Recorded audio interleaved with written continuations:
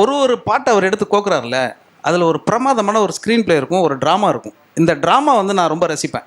திடீர்னு வந்து இப்போ போனாங்களா, காற்று வாங்க போனேன் அப்படின்னு போனாங்களா, அங்கே போனோடனே அந்த அம்மா வந்துடுறாங்க. வந்த உடனே ஆகா மெல்லடா மெல்லடனா அந்த ஃப்ளோ அவருக்கு வந்து கொண்டு வந்து கனெக்ட் பண்ணுறது இருக்குல்ல, இது வந்து ஒரு ஒரு மிகப்பெரிய ஒரு ரசிகர்களின் மேதையாக இருக்கணும் அவன்.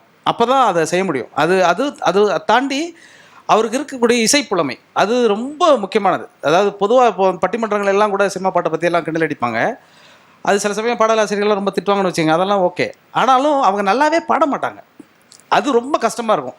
நீ என்னை திட்டினா கூட பரவாயில்ல, ஆனால் நல்லா பாடிட்டு திட்டு அப்படிங்கிற மாதிரி இருக்கும். ஆனால் அப்படி பார்க்குற பொழுது அலெக்ஸில் இருக்கக்கூடிய இன்னொரு ஒரு ரொம்ப முக்கியமான தன்மை வந்து நான் வந்து பார்க்குறேன்னா, அவர் வந்து ஒரு கொலை பண்ணுற அளவுக்கான ஒரு காமெடி பண்ணுவார். ஆனால் அது நமக்கு வந்து வருத்தவே வருத்தாது.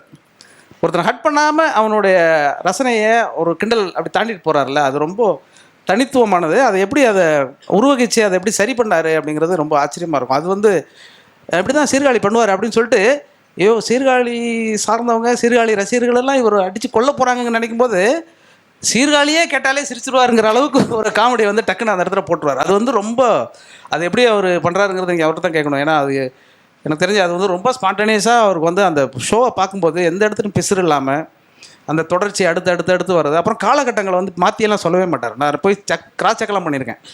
அப்படியெல்லாம் அலெக்ஸுங்கன்னா அவ்வளோ சிறந்த தமிழ். ஏன்னா நான் ஒரு 2000 வருஷ தமிழ் பாட்டு, 2000 வருஷ இலக்கியங்களை எல்லாம் படிச்சுட்டு ஒரு 100 வருஷம் தமிழ் சினிமா பாட்டெலாம் மட்டும் எங்கேயாவது ஒரு இடத்துல பாட்டு எழுதுனவன் பேரையோ பாண்டவன் பேரையோ நம்மளால் மாற்றி சொல்லினாக்க மாட்டிக்கு வரல. இது வரைக்கும் நான் சொல்லுகிறேன், அவர் எங்கேயுமே யாருடைய பெயரையும் தவறாக சொன்னதே கிடையாது.